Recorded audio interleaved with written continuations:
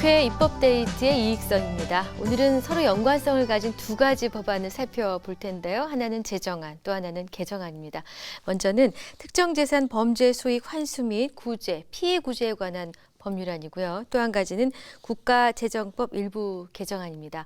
대표 발의를 해주셨죠. 새정신민주연합 박영선 의원을 모셨습니다. 의원님 어서 오십시오. 네, 안녕하세요. 예, 반갑습니다. 네. 특정재산 범죄 수익 등의 환수 및 피해 구제에 관한 법률안, 이 제정 법안으로 네. 발의를 하셨습니다. 일하시는 양도 많고 또 절차도 좀 복잡하셨을 텐데 이 법안을 이학수법 이렇게 부르던데요. 법안 소개에 앞서서 시청자 여러분들의 이해를 돕기 위해서 이 법안 발의 배경부터 좀 여쭤보겠습니다. 네. 이제 이학수법이라고 하는 것은 언론이 붙인 명칭입니다. 네. 왜냐하면은 특정 재산 범죄 수익의 환수 및 피해 구제에 관한 법률안 좀 말이 어렵죠. 예, 어렵습니다. 또 길고요. 네. 그래서 아마 간단하게 이제 쉽게 이해하려고 언론들이 그렇게 네. 붙인 것 같습니다. 근데 이 법이 이학수법이라고 그래서 어떤 특정한 개인이나 어떤 특정한 어떤 회사를 겨냥한 법안은 아닙니다. 네. 최근에 이제 그 진행되고 있는 포철 네. 요새 수사 많이 하지 않습니까? 네. 그 포철 수사 결과가 나오면 거기에도 해당될 수 있고요. 또 그동안에 문제가 많았던 론스타 에 관해서도 적용될 네. 수가 있고 다양하게 적용될 수 있는 그런 경제 정의를 실천하기 위한 법인데요. 그러면 왜 이학수법으로 불리느냐? 네. 작년 11월 달에 삼성 SDS가 상장되지 않았습니다. 그랬습니다. 이제 아주 그것이 난리였죠. 세간의 네. 화제를 모았는데 네. 그 난리 속에 예. 이제 삼성의 이학수 전 부회장, 또 김인주 부사장, 그리고 또 이재용 삼남매가 네. 이제 그 속에 포함이 돼 있었던 것이죠. 근데 이분들이 수조 원대의 시세 차익을 얻게 됐습니다. 네. 그냥 수조 원대의 시세 차익을 얻어도 관심이 가는데 이 수조 원대의 시세 차익이 불법에 의한 이제 시세 차익이었던 것이죠. 네. 그렇기 때문에 이제 더 관심이 갔고요. 과연 이것이 우리 사회에서 이런 것을 그냥 묵인하고 가는 것이 맞는 것이냐. 네. 그래서 그건 아니지 않느냐. 그래서 저도 기다렸습니다. 그런데 아무도 말씀을 안 하시길래 제가 그냥 이 법을 네. 우리의 경제 정의를 바로 세우고 또 기회를 균등하게 주고 젊은이들에게 희망을 줄 필요가 있다고 생각해서 네. 이 법을 내게 된 것입니다. 1999년도에요. 이 삼성 SDS가 230억 원어치의 그 삼성 SDS 신주 인수권부 사채를 발행을 합니다. 근데 네. 이 당시에 그 신주 인수권부 사채가 헐값 발행이 됐어요. 아. 근데 이 헐값 발행된 목적이 이재용 삼남매에게 불법적으로 상속을 위한 것이었습니다. 네. 그래서 이것이 이제 그 2009년도에 대법원에서 배임죄로 유죄 판결을 받게 되죠. 네. 그런데 이 유죄 판결을 받았으면 결국은 이것은 범죄 행위가 되는 것이고 거기에 가담한 사람이 범인이 되는 것이죠. 네. 근데 여기에 가담한 사람들이 그러한 유죄 판결을 받았음에도 불구하고 수조 원대 이제 그 돈을 벌게 된 것입니다. 네. 그러니까 예를 들어서 이제 도둑이 어느 집에 가서 물건을 훔쳤는데 도둑질한 행위는 처벌받고 그 훔친 물건은 도둑이 갖고 있고 가족들이 나눠서 쓰는 지금 이러한 현상이 진행되고 있는 것입니다. 아하, 그래서 네. 이것을 우리가 사회적으로 그냥 묵인해서 넘어가면 대한민국의 경제 정의는 사라지지 않는 것이 아닐까 하는 네. 그런 생각에서 이 법을 발의하게 된 것입니다. 네. 이 왜 이학수법으로 이름이 붙여졌는지 이 법의 입법 취지까지 이제 아울러서 설명을 해주셨습니다. 네. 근데 여기서 특정 재산 범죄라는 단어가 등장을 하는데 일반인이 이 단어의 의미를 정확하게 안다는 건 쉬워 보이지 않습니다. 네. 뭔가 안 좋은 것 같긴 한데요. 네. 이 법적인 의미에 대해서도 좀 더 설명해 주십시오. 네, 이 특정 재산 그럼 범죄라는 게 뭐냐? 네. 근데 요즘 이제 그 흔히 이제 그 횡령, 배임 이런 말들을 참 많이 씁니다. 네. 이것이 이제 형법 제 335조에 규정되어 있는 것이고요. 또 형법 제 356조에서는 이 업무상 횡령, 배임의 죄 중에 그 범죄 행위로 인해서 취득을 하거나 네. 아니면 제3자로 하여금 취득을 하게 한 재물 또는 네. 재산상의 이익의 가액이 50억 원 이상인 죄를 말한다라고 이렇게 규정이 되어 있습니다. 네. 그래서 거기에 근거를 해서 특정 재산에 대해서 불법 행위가 있었을 때에 이것을 환수하는 것이 맞다라는 네. 그런 논리를 세우게 된 것입니다. 아, 네. 그렇군요. 네. 자, 특정재산 범죄 수익 등의 환수 및 피해 구제에 관한 법률 어떤 법안인지 이제 이 제정안이기 때문에 좀 내용이 방대하더라도 조금 자세하게 설명을 좀 해주셔야 될 것 같습니다. 네. 그러면은 지금 이제 예를 들면은요. 네. 도둑이 도둑질을 한 행위는 처벌을 받고. 받았는데 네. 그 훔친 물건을 물건. 갖고 있고 그 물건을 가족들이 다 같이 나눠서 쓰고 있다. 그럼 이것을 어떻게 할 것이냐. 네. 이제 이것에 대한 고민이 시작돼야 되는 것 아니겠습니까? 네. 근데 우리나라 법을 이렇게 보면은요. 물론 도둑이 훔친 물건에 대해서 그 물건을 환수하게 되어 있습니다. 환수하게 네. 되어 있는데 그 환수하는 과정에서도 사각지대가 있는 것입니다. 아, 그렇습니까? 네. 예. 그러니까 이제 예를 들면은요. 네. 삼성 SDS의 그 신주 인수권부 사채를 헐값에 발행을 했습니다. 네. 그러면 이 헐값에 발행한 데 대한 피해자는 누구인가? 바로 삼성 SDS 회사입니다. 네네. 그러면 회사가 그 헐값 발행한 사람에 대해서 소송을 해야 합니다. 그러네요. 그런데 예. 이 삼성 SDS의 사실상의 그 주인은 누구일까요? 네. 소송을 할 수가 없는 할 수가 것이죠. 없죠. 네. 예. 그러니까 네. 지금까지 소송이 일어나지 않은 것이죠. 그러니까 우리나라의 재벌들이 이런 어떤 법의 사각지대를 악용을 해서 그동안에 이제 불법적인 이득을 취해온 곳들이 좀 있지요. 네. 그러니까 이러한 어떤 그런 그 사각지대에 있는 그런 관계에서 제3자가 소송을 할 수 있도록 만드는 법입니다. 네. 그래서 이 법에서는 법무부 장관이 누군가로부터 저 사람은 정말 불법적인 어떤 행동에 의해서 또 불법에 의해서 이득을 취했다. 네. 그래서 그것을 국가가 환수해야 되는 것 아니냐라는 네. 어떤 뭐 청원이 들어간다든지 아니면 유죄 판결이 난다든지 뭐 이제 이런 어떤 것을 근거로 해서 법무부 장관에게 청원을 하면 법무부 장관이 국가를 대표해서 소송을 하게 돼 있는 것이고요. 네. 또 두 번째 중요한 것은 네. 예를 들면 이제 그 무슨 물건을 훔친 것에 대한 어떤 처벌을 받는 것, 이것은 형사적 처벌입니다. 그런데 네. 이 법은 민사적인 접근을 하게 되어 있습니다. 아. 그러니까 형사적 처벌과 민사적 접근을 구분하자는 것입니다. 우리나라도 선진국처럼. 네. 그러니까 영국과 미국 등의 영미법에는 이 형사적 처벌과 민사적 접근에 대해서 구분이 되어 있습니다. 네. 그래서 이제 이 법을 반대하는 사람들, 그러니까 이 법이 뭐 문제가 있다고 이제 이야기하는 사람들은 이게 이중 처벌 아니냐? 네. 왜 이미 유죄 판결을 한번 받았는데 또 무슨 처벌을 하냐? 이제 네. 이런 논리를 핍니다. 네. 그러나 그것은 이제 그 도둑질을 한 행위에 대한 처벌이고요. 그 도둑질을 한 행위에 대해서 여기서 어떤 이익이 발생을 해서 네. 이것으로 인해서 불법적인 이익이 발생했다면 이거와 네. 이것은 구분돼야 되는 것 아니냐. 그리고 네. 이 불법적인 이익은 민사적인 소송 절차에 의해서 민사적 절차에 의해서 국가가 환수해야 되는 것 아니냐라는 네. 것입니다. 그래서 이미 그 형사처벌을 받은 상황이지만 민사적 어떤 그 접근을 하게 될 경우에 이것은 이중 처벌이 아니다라는 그런 어떤 미국 대법원의 네. 그 판결이 나와 있는 그러한 상태에 있습니다. 근데 이제 앞서 헐값 얘기하시고 뭐 좀 시세차 얘기하셨는데 이 자료를 보니까 정말 깜짝 놀랄 만한 금액이더군요. 네, 발행할 당시에 한 주당 7,150원. 네 그렇습니다. 그 나중에 이게 한 주가 지금 뭐 한 20만 원, 28만 30만 원 예, 이렇게 예. 하죠. 네.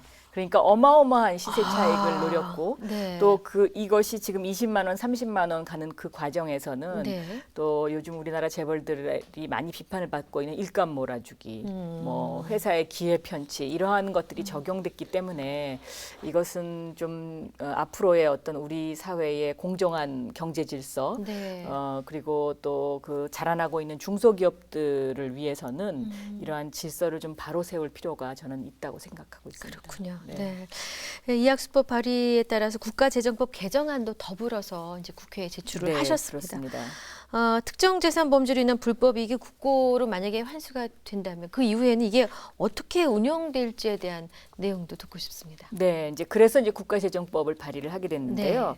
이것이 이제 국고로 이제 환수가 하기 위해서는 국가재정법상의 그 근거 조항을 만들어 줘야 됩니다. 네. 그렇기 때문에 이제 국가재정법에 대한 개정안 근거 조항을 만들기 위해서 범죄 피해자 피해 구제에 사용하거나 아니면 네. 피해 방지 또는 조사 및 연구 목적으로 사용할 네. 수 있도록 이제 그 설치 근거를 만들기 위해서 국가재정법을 낸 것이지요. 네. 근데 이 법안이 만약에 시행이 되게 되면 최초에 이제 입법의 계기가 됐던 삼성 쪽에 제일 먼저 적용이 될까요? 글쎄요, 그거는 사실 지금 이런 불법이익이나 어떤 뭐 범죄로 인한 그 이익에 해당되는 것이 꼭 삼성뿐만은 아니거든요. 네네. 제가 초반부에 설명드렸던 론스타. 네. 론스타가 자신들이 이제 피해를 입게 되자 이것을 외환은행에다가 청구를 해서 그렇죠. 외환은행이 예. 400억 원을 론스타에 갚아주는 이런 어처구니 없는 사태가 발생을 네, 했습니다. 네. 여기에도 해당이 될 수 있고요. 네. 또 지금 포항제철 그 불법 비리 비자금 조성과 관련된 여러 가지 지금 수사가 진행되고 있는데 이것도 지금 보면은 그런 비자금으로 인해서 회사가 피해를 입게 되지 않았습니까? 네. 그래서 포항제철에도 적용이 됩니다. 그래서 네. 그 포항제철에 적용되는 그런 어떤 여러 가지 비자금 이런 것들을 회수할 수 있는 그런 계기가 저는 될 수 있다고 보기 때문에 네. 이 법이 만약에 국회를 통과한다면 우리나라 경제 질서가 굉장히 맑아질 수 있다라고 네. 생각합니다. 네. 근데 사실 의원님이 쭉 말씀하시는 동안 참 놀라웠던 것이 도둑질을 한 행위에 대한 처벌은 있었는데 거기서 얻은 이익을 쓰고 나누고 했던 것에 대해서 왜 그거를 여태 아무도 하지 않았을까에 대해서 참 의아합니다. 전 국민의 한 사람으로서. 아마 이제 우리나라에요. 네. 권력이 재벌로 넘어갔다 이런 이야기를 하시는 분들도 있고요.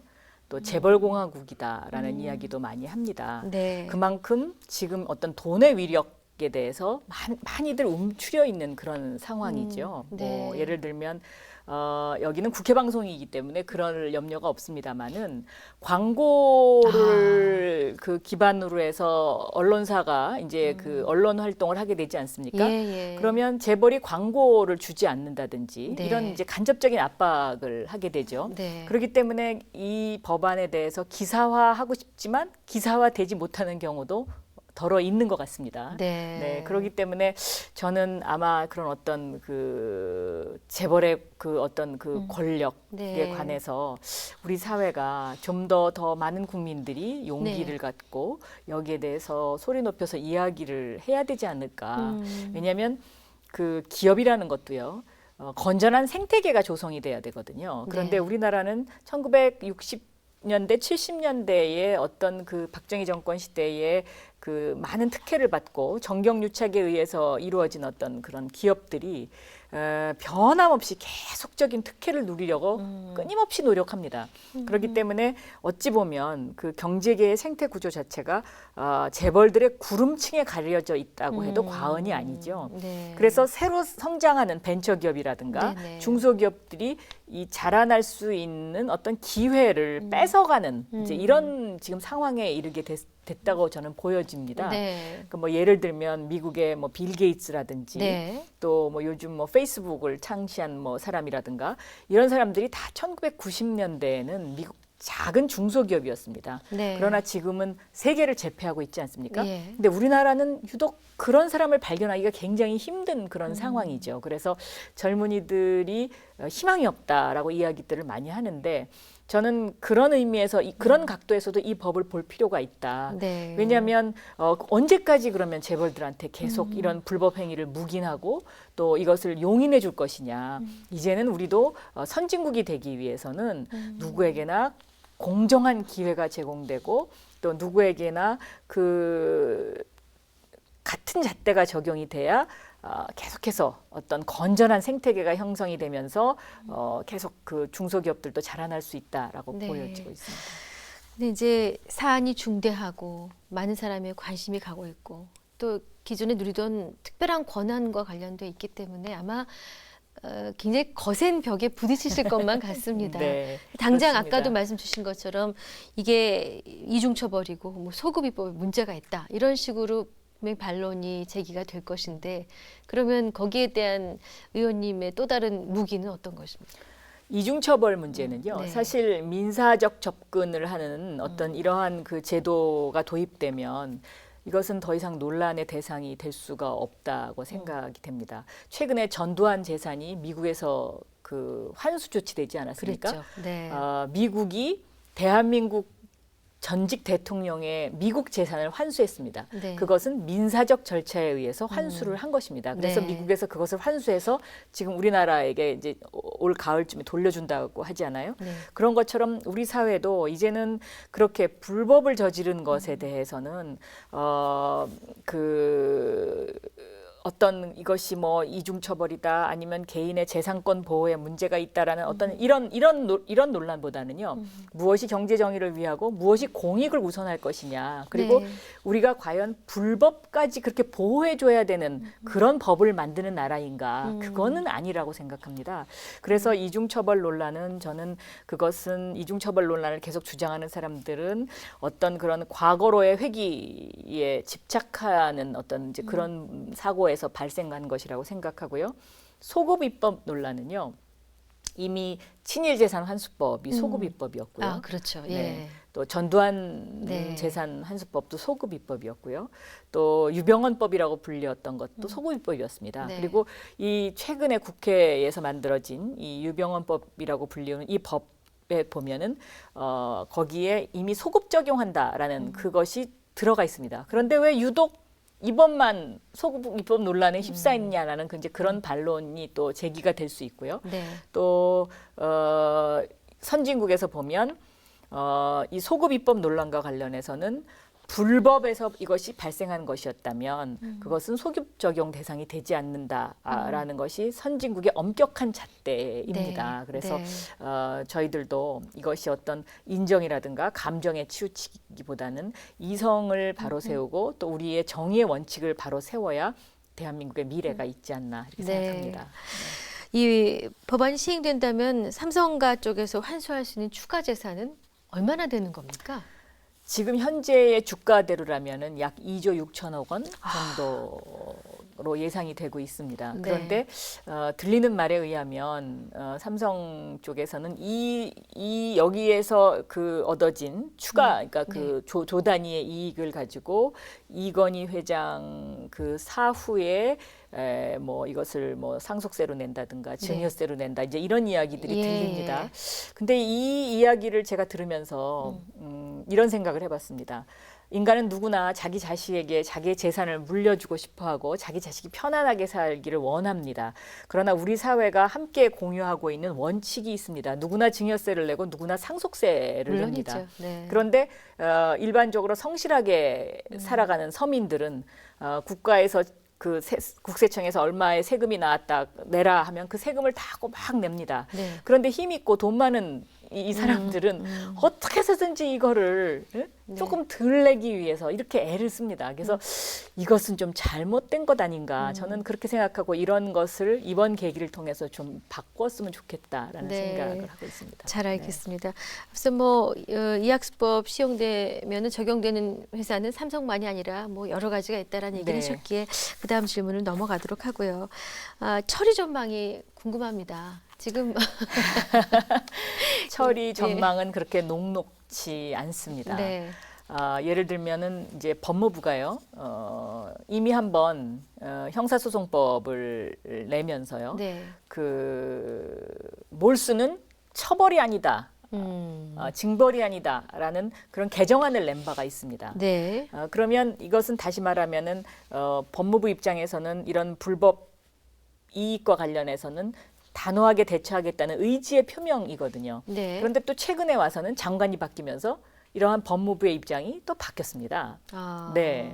그래서 일단 어떤 우리나라 재벌의 문제와 관련해서는요. 항상 정부가 원칙을 고수하기보다는 그때그때 정권에 따라서 이것이 이제 휘청휘청하기 때문에 저는 그런 문제도 참 이 법의 어떤 통과에 녹록치 않은 부분이고요. 또 두 번째는 이 법이 이제 법사위로 가 있는데요. 법사위에 가게 되면은 법사위에서는 주로 이제 법리 논쟁을 하게 됩니다. 네네. 근데 이 법리 논쟁이라는 것이 예를 들면 악법도 법이다. 뭐 이제 이런 원칙 하에서 네. 그 법과 법의 그 행간 사이에서 요 법을 악용하는 사람들을 보호해주게 되는 그런 경우가 참 빈번하게 발생을 합니다. 네. 그런데 제가 법사위원장을 하면서 느낀 것은 우리가 이 법을 다루는 것이 네. 우리 사회의 공정성과 정의를 위해서 법을 다뤄주고 법을 지켜줘야지 그렇게 불법 행위를 한 사람들을 보호하기 위해서 우리가 법을 만드는 건 아니지 않느냐 하는 것이 저의 기본적인 생각이었습니다. 그런데 때때로 이제 그 법조인들과 그런 부분에서 충돌을 많이 했었죠. 그렇기 때문에 글쎄 잘 모르겠습니다. 그러나 저는 법사위에도 어떤 공익과 정의를 추구하는 의원님들이 있기 때문에 그리고 또 존재하고 계시기 때문에 그분들의 의지를 믿고 또 그분들을 신뢰하고 있습니다. 네. 한술밥에 배가 부르겠습니까? 이제 시작을 하셨고 네. 또 이런 움직임이라든가 그 기본 취지에 대해서 많이들 공감을 하실 거라는 생각을 해봅니다. 한 가지만 더 여쭙겠습니다. 입법 네. 계획 있으시면 짤막하게. 앞으로요? 예, 예. 저는 우리나라도 이제는 그 사회보장세가 좀 도입될 필요가 있지 않나 그렇게 생각합니다. 네. 그러니까 예를 들면 세금을 많이 낸 사람이 나중에 노년에 가서 자기가 낸 세금을 일부 돌려받는 그러한 제도를 도입하면 지금의 세금과 복지 논쟁에서 좀 약간 다른 숨통이 좀 각도의 트일 것 숨통이 같은데요. 트일 수 네. 있는 그런 그 어떤 제도적 마련이 필요하지 않나 해서 앞으로 사회보장세와 관련된 네. 입법을 계획하고 있습니다. 네. 쉽고 간단해 보이는 일이 아닙니다. 하시는 일마다 그렇습니다. 응원하겠습니다. 의원님 감사합니다. 네, 감사합니다.